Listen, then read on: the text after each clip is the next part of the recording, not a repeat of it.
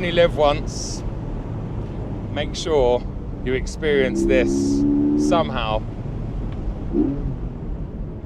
Doesn't need to be in a Boxster GTS 4 litre, but obviously if it is, it makes the experience even better. There are very few convertibles that I get excited about because most of them are compromised versions of the coupes that they're based on, except for the Boxster. You see, the original 986 Boxster came out 10 years before we saw the Cayman. And anyone that calls a Boxster, or a Cayman for that matter, a poor man's Porsche has got no idea what they're talking about and clearly hasn't driven either. Also, this very latest GTS 4 litre starts from about £80,000, so it is no longer a poor man's Porsche, no matter which way you look at it. As the name suggests, and unlike my good friend Petrolped's 718 Boxster GTS, this later variant has a 4 litre flat six naturally aspirated, and it's mid-mounted, sits about here, so just behind the two seats. It's rear-wheel driven, and this particular press car comes with a wonderful 6-speed manual gearbox, but you can get it with a 7-speed PDK. Thankfully, I've had this beautiful car for the past 10 days, and last week I took it out to the Alps and to some wonderful roads. So let's rewind to then, and you can join me in the car.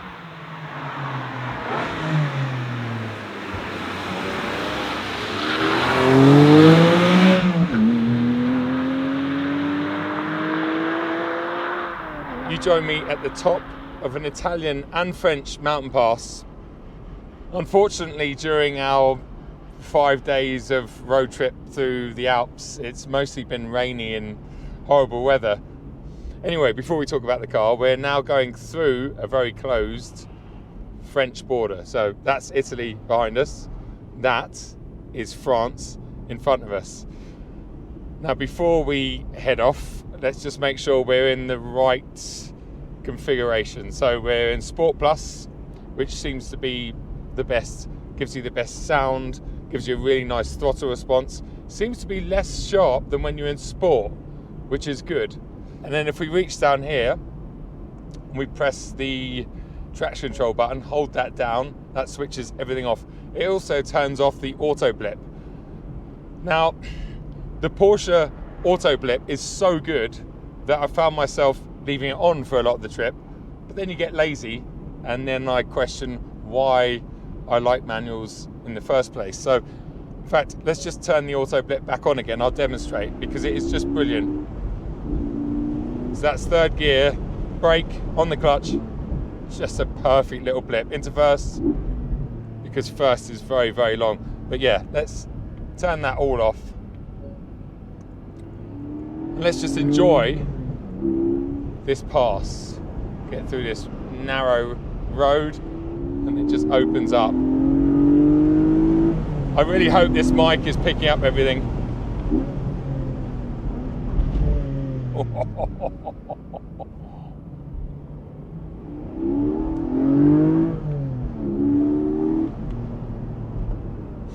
I've just had the best drive, mostly off camera, on the way up here, because our hotel's kind of at the bottom of that valley in front of us, but up the other side, so about an hour away.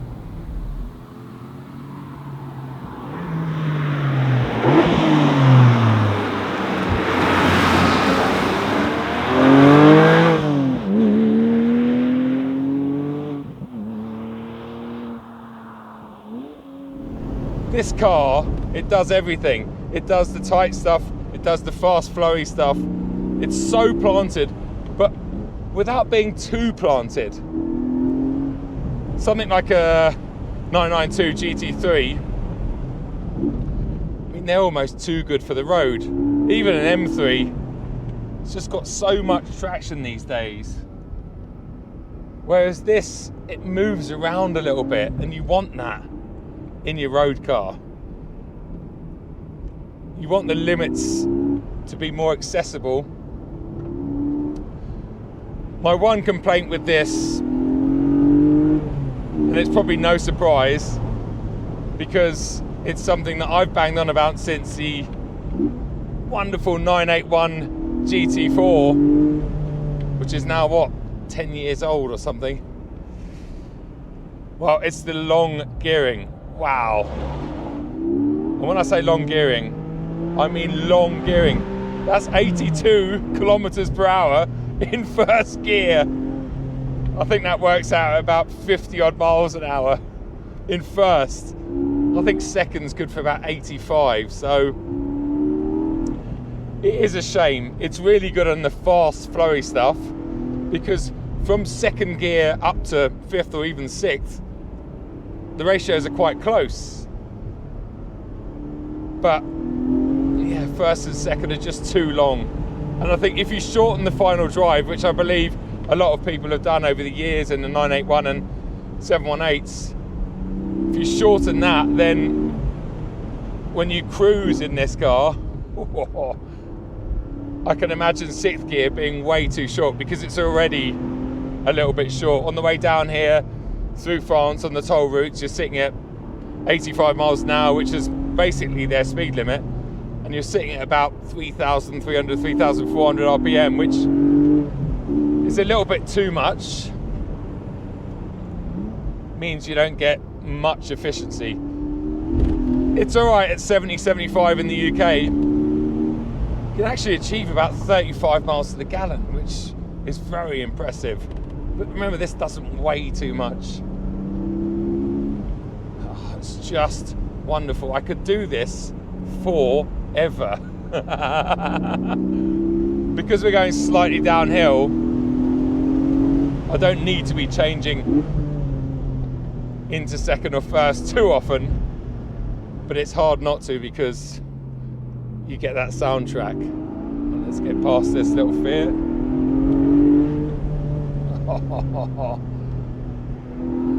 Now, I don't know this road particularly well, so I'm not going to be going too crazy on it. And there's a bit of a drop to my right. You wouldn't want to go down there, especially in a convertible.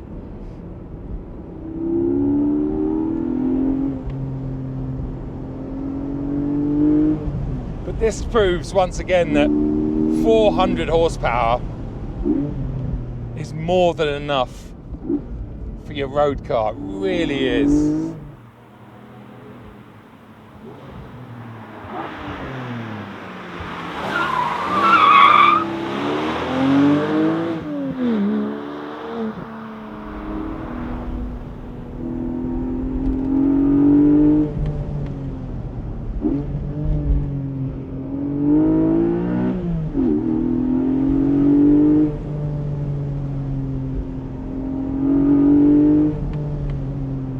The way it handles, the way it talks to you everywhere.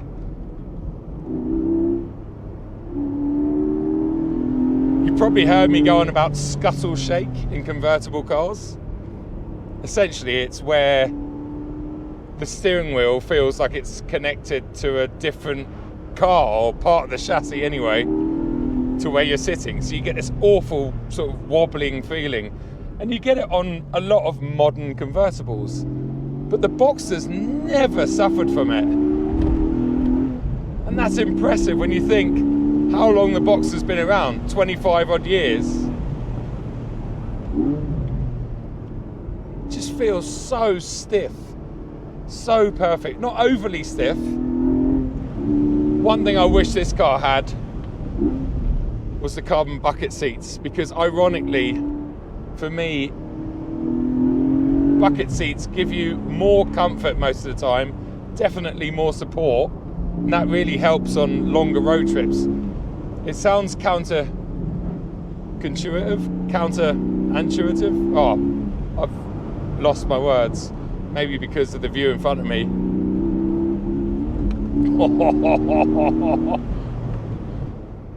It's got a lovely turn in.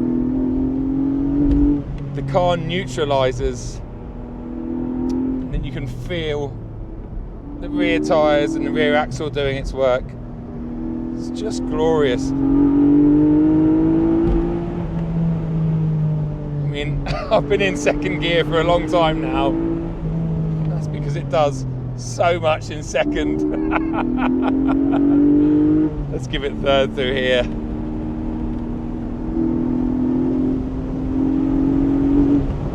Ah, it's addictive, isn't it? To think that this car is manufactured and sold in 2024 with that soundtrack. And I know there's the wonderful Spider RS. I'm glad I haven't got that car on this trip, mind you, because I think it would just be too much. Way too much, especially on the long motorway jaunts. But this is just perfect.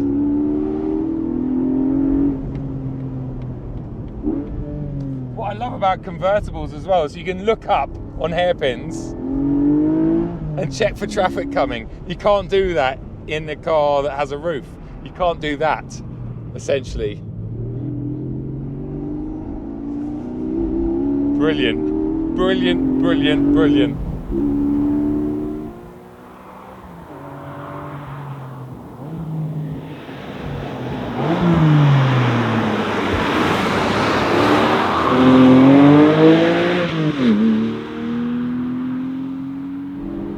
Well, hopefully you enjoyed that. I lucked it out with the afternoon in terms of weather because we were away for just under a week and it pretty much rained the whole time apart from that afternoon. So massive thanks to Lou's patience and massive thanks to Lou's help with some of the flybys and the driving on that trip. I've been back a few days and yes, you've guessed it, and you could probably see it. It's been raining here non-stop as well, and this is the only tiny window of no rain that I've managed to film the car. And in fact, it goes back to Porsche GB in a couple of hours. So I guess you could say I've been lucky in that aspect, but I guess you could also say I've been unlucky in the fact that I've had this wonderful car for 10 days and I've had about one of those 10 days where the rain has stopped. But it hasn't ruined my time with the car, and it hasn't ruined the fun that I've still had behind this gorgeous wheel. The current 718 Boxster and Cayman as we know it are a dying breed, and they're soon to be replaced by all-electric versions.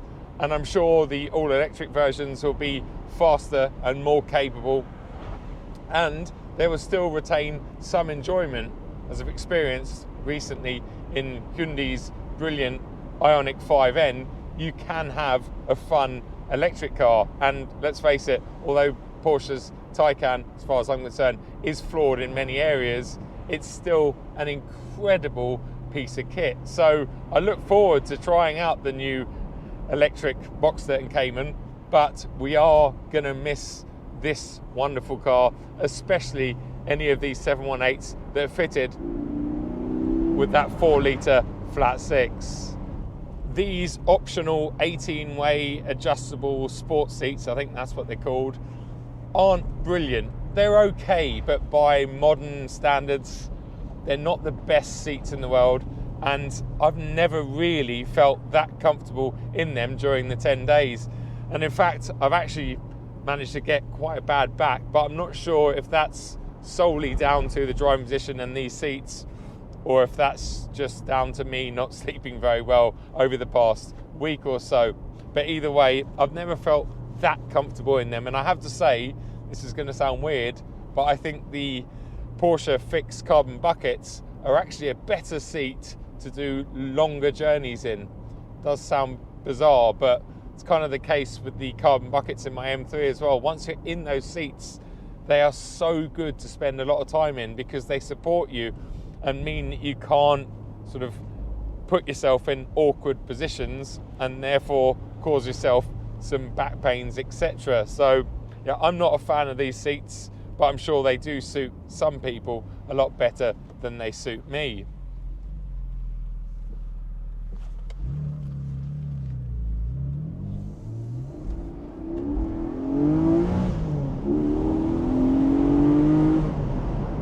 That never gets old. The manual is more engaging and more fun in the right situation, but the auto or the PDK is actually a better all-round box and makes this car more practical and more usable most of the time.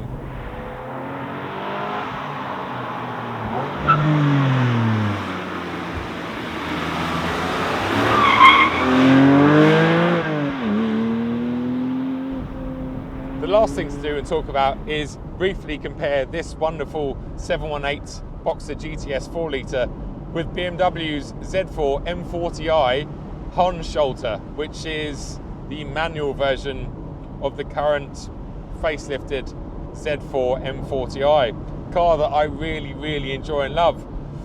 And although on paper the GTS is about £20,000 more ish, give or take, and there are some options that you can't get on this car that you get as standard in the Z4, like the wonderful head-up display, and that just shows how old the 718 really is underneath. They're very comparable cars, and I've been asked a lot on Instagram and online in general about the differences between the two. And I have to say, as an out-and-out tool for getting down your favourite road and feeling like you're part of it, the GTS is the better tool or weapon. You feel so much part of this car when you're driving it. It's wonderful. And if you did add those carbon buckets, you're even more part of the car. But it does have a few shortfalls, and some things it doesn't do great, like the driving position and the comfort and the longer journeys with that shorter sixth gear, which I've already talked about. Well, the Z4 seems to do better. So although they're very similar cars in a very similar marketplace, they don't actually stand on each other's toes. If you want the better driver's car, the better sports car if you like, with no roof, then the Boxster still gets it for me. This is the one to have. But if you want a car that is wonderful up to 7/10, that costs less, is arguably more comfortable, and does the sort of longer jaunts better, so gets you to the Alps in more comfort and more efficiency, then the Z4 is better.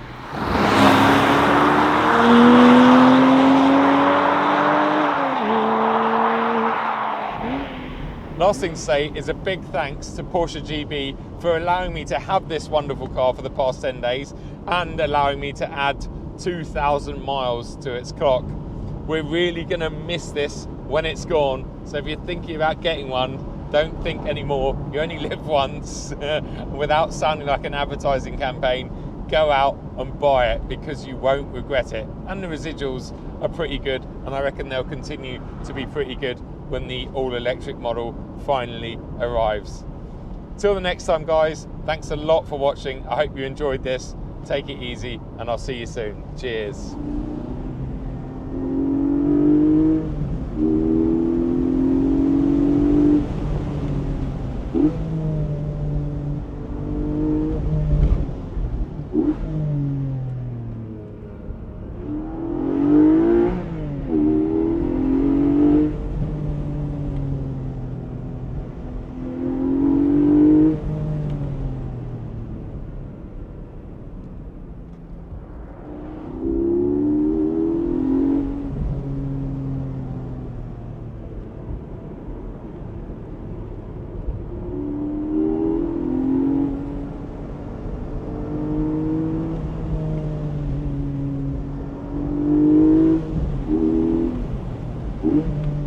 Mm-hmm.